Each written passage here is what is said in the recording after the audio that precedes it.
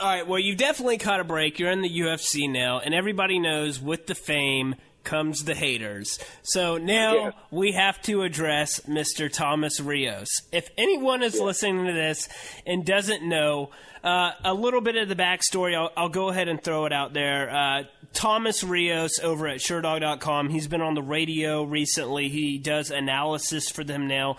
Basically, he gave you a pretty bad analysis for this fight. He was pretty much saying that you were worthless, to be blunt. If you want to sum it up, that's basically what he said. And then the fight happened, you won, then you made an Underground post, and you pretty much called him out and made him look like an idiot. Let's just say that. You made him look like an idiot, and I love how you ended the letter. You said something like, Tomas Rios, your first name is missing an H, and your last name is missing a cocksucker. That was pure gold, by the way. Okay, so moving on past that, on the WEC 51 roundtable that Sherdog did, Jeff Sherwood actually brought up your post. And I have the clip here. Mr. Rios, we'll go ahead and address him as that, spoke out on the clip. You can call him Mr. Cocksucker if you want. I know him as either. Okay. Well, I'm going to go ahead and play this clip. I don't know if you've heard it yet, and people who are listening to this might not have heard it, but this is what Thomas had to say about you. For you. Ooh, I live in fear. Obviously, you haven't seen the McCorkle thread on the Underground.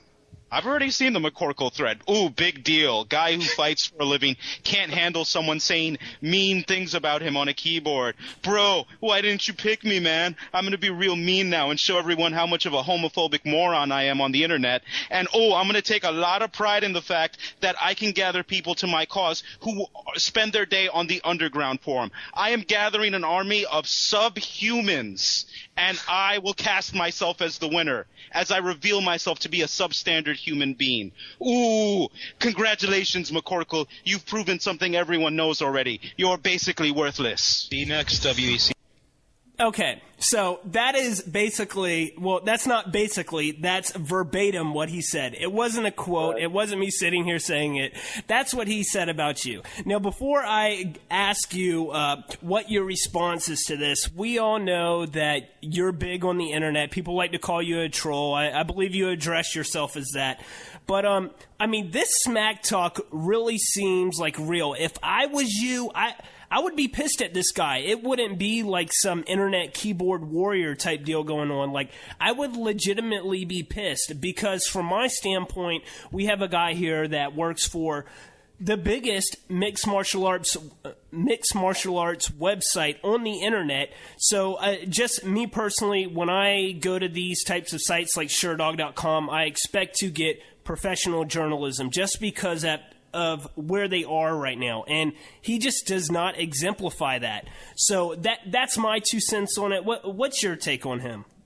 Well, number one, the only people who call other people homophobic are gay people. So I don't know if that was Tomas Rios or Tomas Cocksucker coming out as being gay, but where he comes up with homophobic, I have no idea. But that's the only thing I can figure is he must be gay, and that's why he's calling me homophobic. That's like guys that are haters are always calling other people haters, so he must be gay, number one.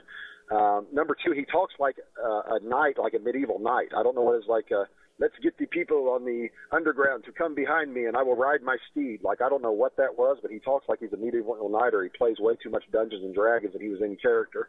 But my problem with what he said about me originally, he's no problem. I have no problem. Jordan Breen thought Mark Hunt was going to beat me. I had no problem with that. Went on a show and we joked and did an hour-long interview.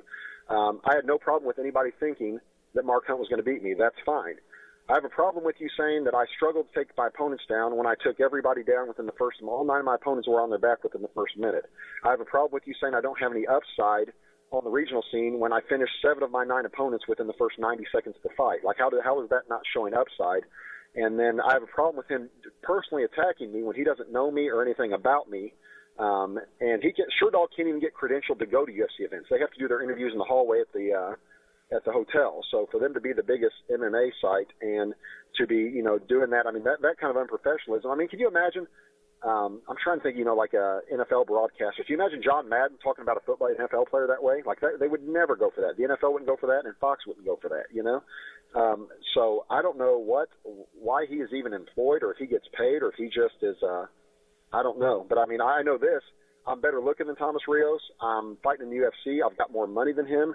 I've got everything going my way that's better than him, and he sounds to me like a guy who's a little frustrated. I bet he's 5'3", got short man syndrome, and is just, the guys, I've heard it said before, the guys that can do it, the guys who can't do it, talk about it, So, but he was talking bad about Joey Beltran, trashed Joey Beltran, and then after Joey Beltran loses a fight that was a close decision with Matt Mitrione, where they both fought their hearts out, and Joey showed a lot of balls against a bigger guy like Matt, and Matt hits hard.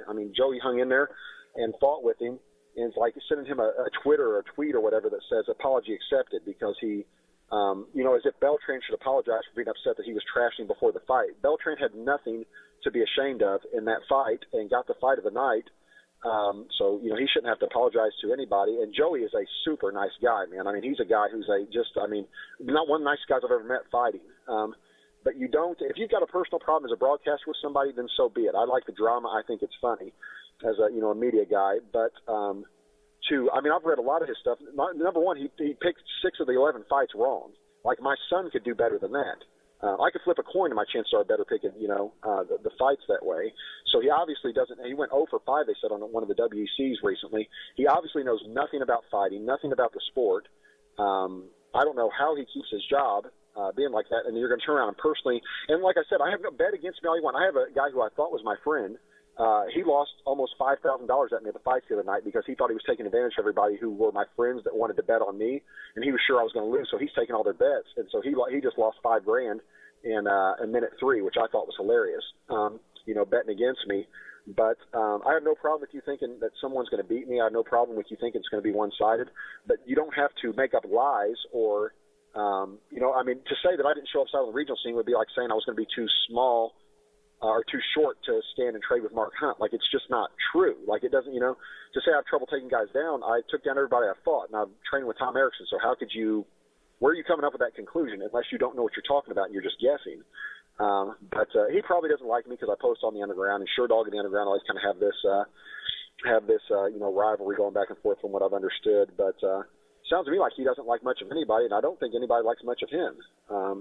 But to say I'm trying to rally my army, I just post on the Underground something to him. It isn't my fault that I'm funnier than you and more witty than you, and people are going to be on my side and think it's funny, my lines, just because you're going to come up with calling me a substandard human being and you can't get anybody to think that's funny or witty. And so everybody's like, dude, that's weak, all of a sudden I'm trying to rally a bunch of internet geeks when he's probably the biggest internet geek that ever lived. You can't find a picture of him online. Believe me, I tried because I was going to find a celebrity he looked just like and post pictures of them together, kind of like I did with Hawk from Buck Rogers and Sam Hoger. But you can't find a picture of the guy. You can't find out anything about the guy. So he's hiding somewhere, doing these little articles. And he also won't come on. Now, I told him I wanted to debate him on Jordan Breen's show on Sherdog Radio, and that I wouldn't make it personal. I wouldn't be, out of line. But I know I'm smarter than him, and I know that, we can have a debate online or whatever, and I'm going to call him out on how he talks about fighters, but he won't do it. He's scared of me on the radio.